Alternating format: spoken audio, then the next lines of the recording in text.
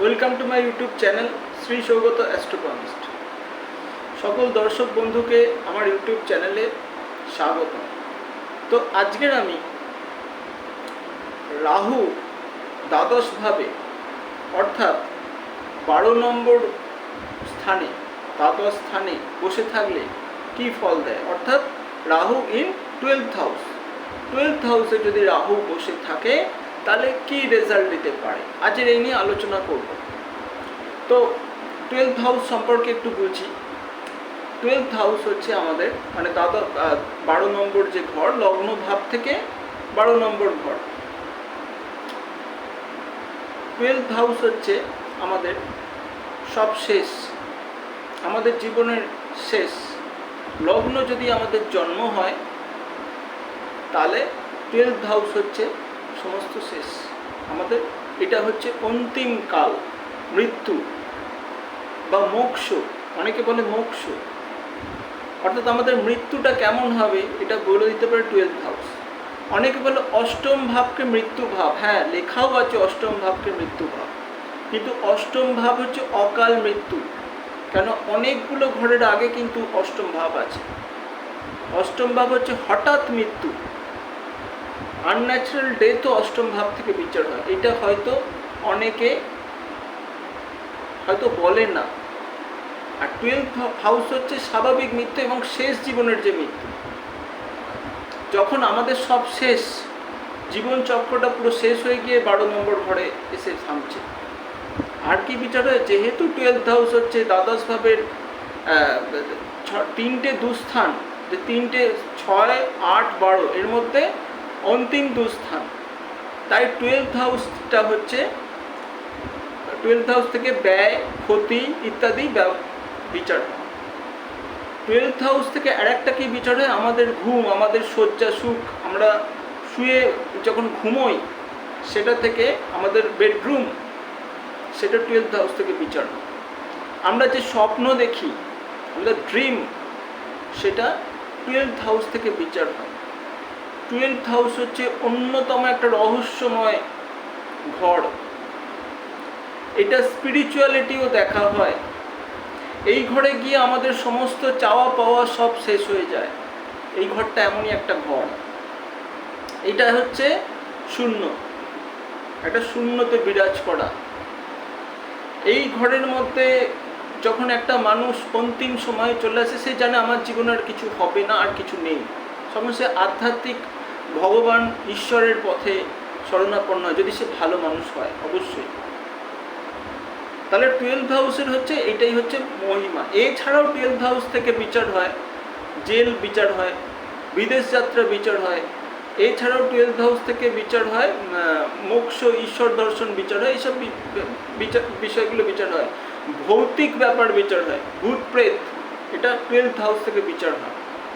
এছাড়া এলিয়ান, অর্থাৎ চন্দ্রলোক বা মঙ্গলে যদি কোনো জীব জন্তু থাকে বা এরকম কিছু যদি থাকে, স্পেশাল কোনো প্রাণী যেটাকে আমরা দেখিনি চোখে, এমন কিছু জিনিস বিচার হয়, মানে সুপার ন্যাচারাল কোনো বিষয় 12th হাউস থেকে বিচার হয়, দ্বাদশ ভাব থেকে। তো এটা গেল। তো রাহু কি চায়, মনিটারি গেন। রাহু কি চায়, এলিমেন্টারি গেন। রাহু পার্থিব চাওয়া পাওয়া, মানে আমরা যেটা চাই, যেটা পার্থিব জিনিস, সেটা হচ্ছে রাহু। কিন্তু 12th হাউসটা হচ্ছে মীন রাশি, যেহেতু ধরো এখানে বৃহস্পতি এবং কেতুর এনার্জি বিদ্যমান আছে। 12th হাউসের সাথে কেতু একটা রিলেটেড আছে, যেহেতু মীন রাশিতে কেতু একটা পাওয়ারফুল হয় এবং মীন রাশিটা বৃহস্পতির ঘর, ঠিক আছে। সেহেতু দ্বাদশ ভাবটা এখানে আধ্যাত্মিক বিষয় হিসেবে দ্বাদশ ভাবটাকে ধরা হয়, 12th হাউসটাকে।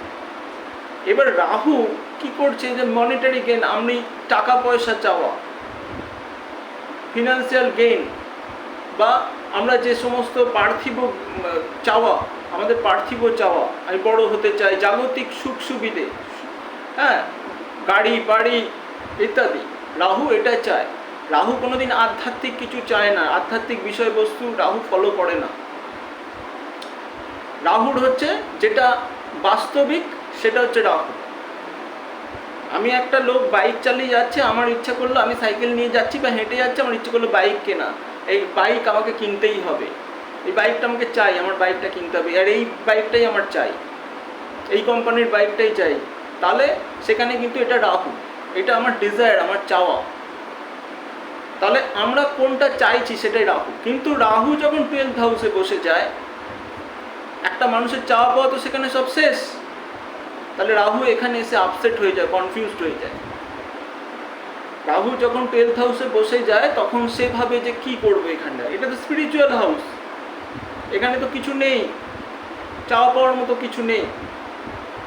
কেতুটা বসে থাকে 6th হাউসে, সেখানে মামলা মকদ্দমা শত্রুতা এগুলো হয়তো তার আগের জন্মে বা আগের জীবনে আগের বয়সে সে ছোটোবেলা বা কম বয়সে সেগুলো সাফার করে বা সেগুলোর সাথে লড়াই করে সেগুলো থেকে এক্সপিরিয়েন্স করে চলে আসে। কেতু হচ্ছে আগের এক্সপিরিয়েন্স, রাহু হচ্ছে আগামী দিনে কী করবে সেটা।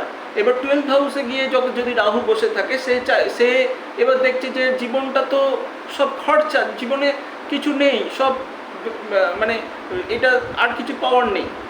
তাহলে সেখানে সে কী করে, আর একটা জিনিস, রাহুর কিছু ভালো শুভ বিষয়, যেমন গ্যামলিং বিচার হয়, জুয়া বিচার হয়, শেয়ার মার্কেট বিচার, তেমন রাহু একজন রিসার্চার। রাহু নতুন কিছুকে পাওয়া, নতুন কিছু আবিষ্কার করা, সোশ্যাল মিডিয়া, ইন্টারনেট ইত্যাদি,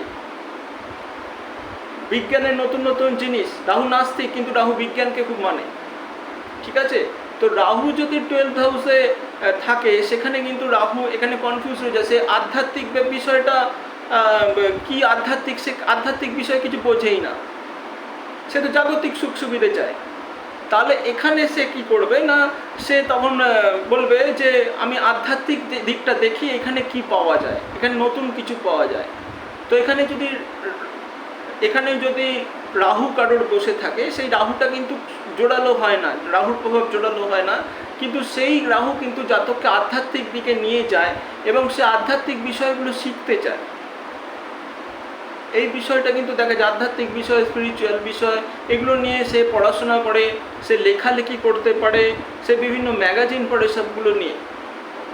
আর একটা জিনিস হয়, যেটা হয় যে এ কিন্তু ভূত প্রেত পিশাচ, প্রেততত্ত্ব, প্ল্যানচেট এইসবের বিষয়ে খুব আকর্ষিত হয়।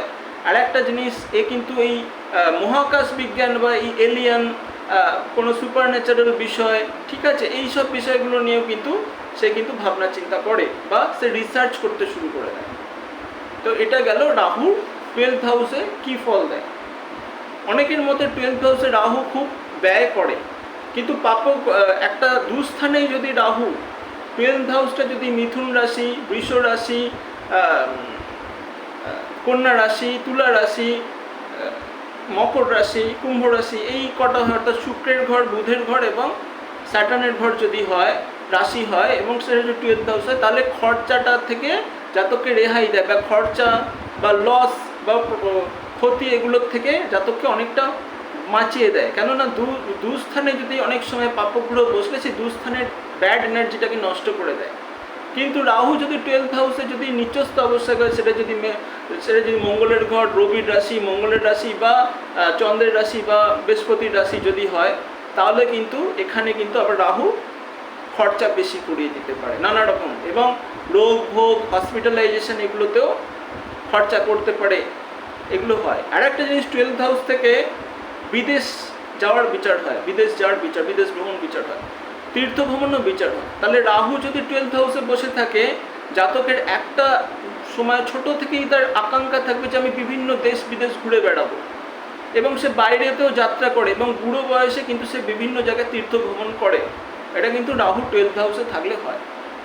এটা গেল একটা জেনারেল প্রেডিকশন।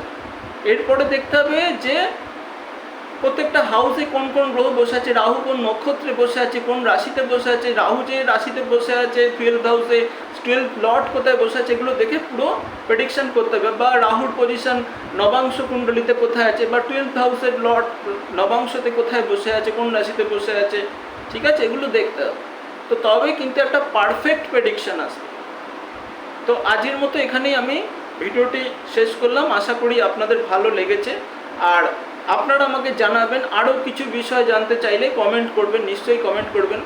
যারা এখনও পর্যন্ত আমার ভিডিওটি সাবস্ক্রাইব করেননি, তারা অবশ্যই সাবস্ক্রাইব করে নেবেন। এবার আমি আগামী ভিডিওগুলোতে, মানে এরপরে ভিডিও আসছে স্যাটার্ন ফার্স্ট হাউসে, স্যাটার্নের এবার বিভিন্ন হাউসে কী কী রেজাল্ট দিতে পারে সেটা নিয়ে ভিডিও আসবে। আর যারা এখনও সাবস্ক্রাইব করেনি তারা সাবস্ক্রাইব করে নেবেন। যারা অ্যাস্ট্রোলজির প্রেডিকশান নিতে চান, অনলাইন এবং অফলাইনে ভাগ্য বিচার করাতে চান, তারা যোগাযোগ করতে পারেন। যারা অ্যাস্ট্রোলজি, পামিস্ট্রি, বাস্তু, নিউমোলজি, জেমস্টোন মানে জেমোলজি, তারপরে হচ্ছে ওটা ইত্যাদি শিখতে চান, ঠিক আছে, শিখতে চান, তারা যোগাযোগ করতে পারে। আমি বিভিন্ন কোর্স করাই, অ্যাস্ট্রোলজির ওপর, পামিস্ট্রির ওপর বিভিন্ন কোর্স করাই। তো ডেসক্রিপশান বক্সে আমার ফোন নাম্বার পেয়ে যাবেন। আজের মতো এখানেই বিদায় নিচ্ছি। ভালো থাকবেন, নমস্কার।